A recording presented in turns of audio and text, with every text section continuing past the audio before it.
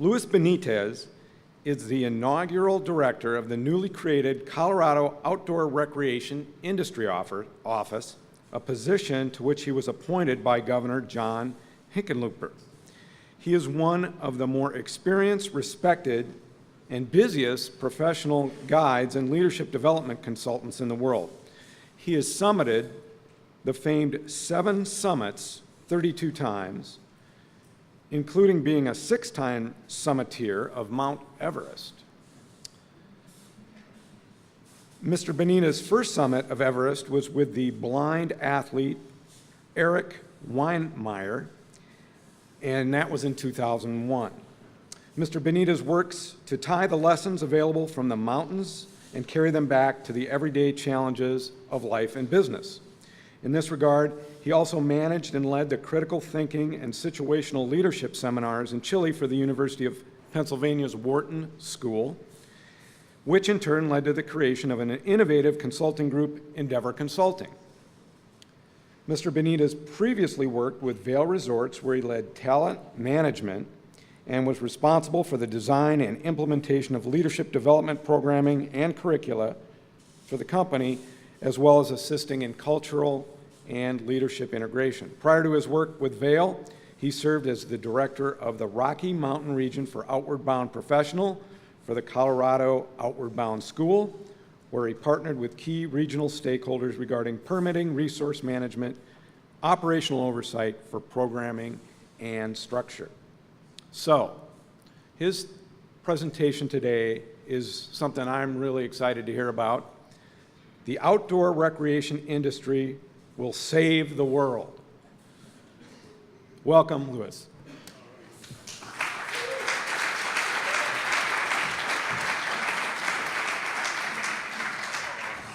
Thank you, Phil. Good morning, everybody. Thank you, Derek. Who's the lucky boy that gets to go before the coffee kicks in, huh?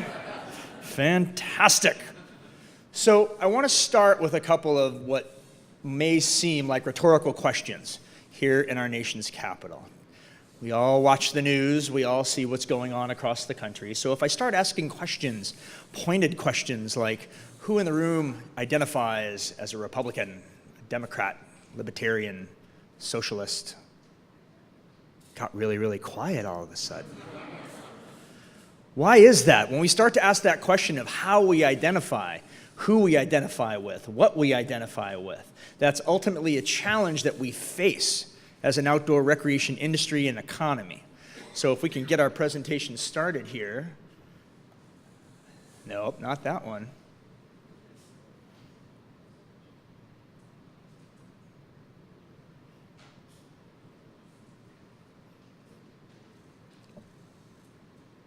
Oh, I think he's got it. We're almost there.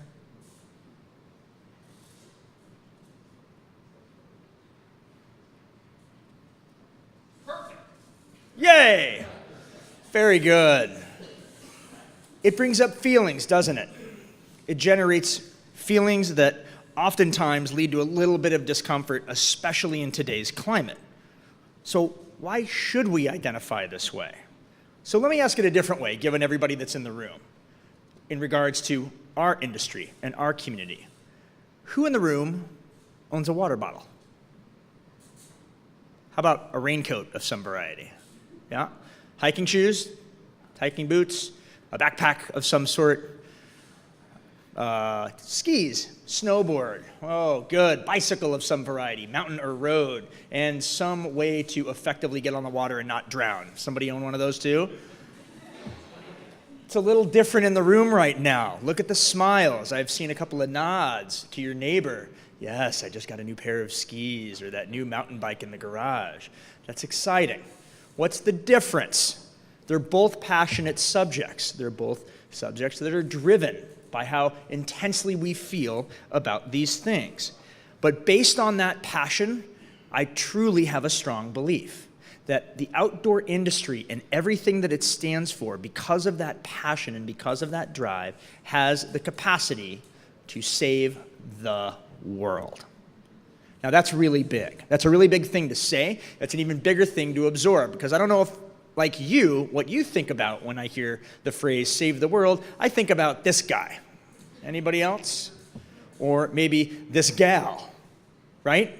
It's the people that we identify when we hear save the world as somebody that is capable of something that to any ordinary mere mortal is impossible. Too big, too hard, unachievable. But yet it's that dream fueled by passion. Think about when you were a kid. Anybody in here when you were a kid think about learning how to fly? Anybody here try to jump out of a tree and actually learn how to fly? It's that intersection between belief and what we believe is possible and the reality of what we face in front of us. And as the years go on, things get in our way. Cynicism emerges. But yet consider this. When I was simply talking about a water bottle, a raincoat, a bike, a pair of boots, a pair of skis, you were all smiling. You could all still identify with that passion point that could drive us forward. Now for me, I always wanted to be either the Green Hornet or Kato, depending on what day it was. But what it drove home to me was that we are capable of this. You know, ultimately, it's about building the life you wanted. And Phil was nice enough to sort of allude to some of the things in my career, but for us in the outdoor industry, it's the heroes that we think about every single day. For me, learning how to stand-up paddleboard recently, I think about Brittany Parker out there surfing waves across the country on stand-up paddleboards, inflatable stand-up paddleboards, something very, very new in our industry and our economy. Peter Whitaker, an amazing mountaineer who I've climbed with all over the world, who keeps on going and builds this amazing business in Washington State. Chris Davenport, he's skied all over the world, a resident of Aspen. I've got my fingers and toes crossed. He will become mayor someday and engage in public service. Just an iconic legend. And frankly, I don't know about you, you probably all have friends in the outdoor industry space that we consider everyday heroes. They're the people that we're inspired by. It might even be your neighbor that you got on a bike ride with that just seems to always be that much more ahead of you. But they continue to drive your idea and your belief of what's possible. Now, my life has been shaped by Everest. This is something that I've been lucky enough to spend a lot of time on in the Nepalese culture and the Sherpa culture, spending a lot of years asking the question very, very simply, why? Why can passion drive these processes at such a high level? Because ultimately, as a culture, I would argue that we rebel against conformity. This is not something that we lean into fairly well. It's this journey of not wanting to look like pretty much we all look right now, all buttoned up with a tie, looking very formal and very official. I would argue that most people in the room probably feel more comfortable playing in the dirt, living outside, enjoying some of those things that the outdoors has to offer. So what other organizations around the world can you think of that maybe have a similar premise? So would you think that Apple falls into that realm and that sphere? Always asking that idea, crazy versus genius. What is the thing that you're thinking about that today seems crazy that in 10 years from now will seem absolutely brilliant? Tesla Motors, they're redefining what cars will look like on the road in the next 10 to 15 years, or the battery systems that will literally be able to take your house off the grid. Virgin Air, Virgin Space, pushing what's possible for not only space travel and air travel, but also the idea of what customer service could or should mean going into the future. And then my favorite, Google, right? The Google Nation, or as Google employees like to call themselves, the Googlers. They touch everything, really getting involved at every level with not only technology, but the intersection between technology and commerce. Now, you may say to yourself, these are all multi-billion-dollar, multinational companies that influence policy, that help shape change and touch our lives in a million different ways. That's not us, right? Or is it? We spent so long rebelling as an industry against the fact that we are capable of some of these things that I wanted to show you one of my favorite video clips that oftentimes, for me, it feels a little like this. I am never getting married. Never. Guaranteed. You picked a beautiful ring. Thank you. We're never having kids. Fill a bit here. We are never moving to the suburbs. We are never getting one of those. We're never having another kid. I'm pregnant. I'm never letting go.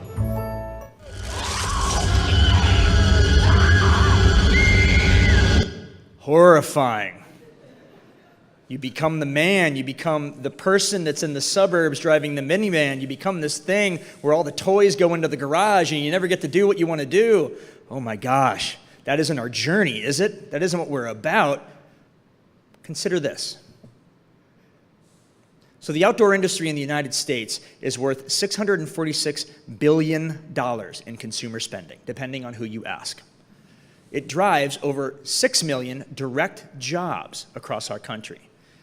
And ultimately, depending on what research and study you look at, we, as an industry and a community, could be bigger than pharma or the auto industry, depending on your metric.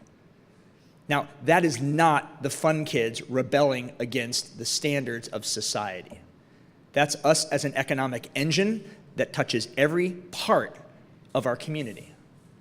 Now, if you look at it through that lens, we truly are the superheroes. We drive health and wellness. We drive engagement with our youth. We drive understanding how to bring these things together by simple things like a water bottle, a raincoat, or a pair of boots.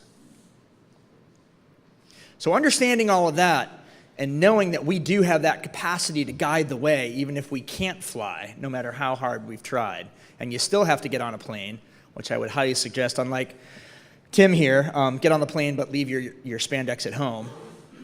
You really have to start asking yourself, if this is what we're capable of, can we stand up in a more effective way?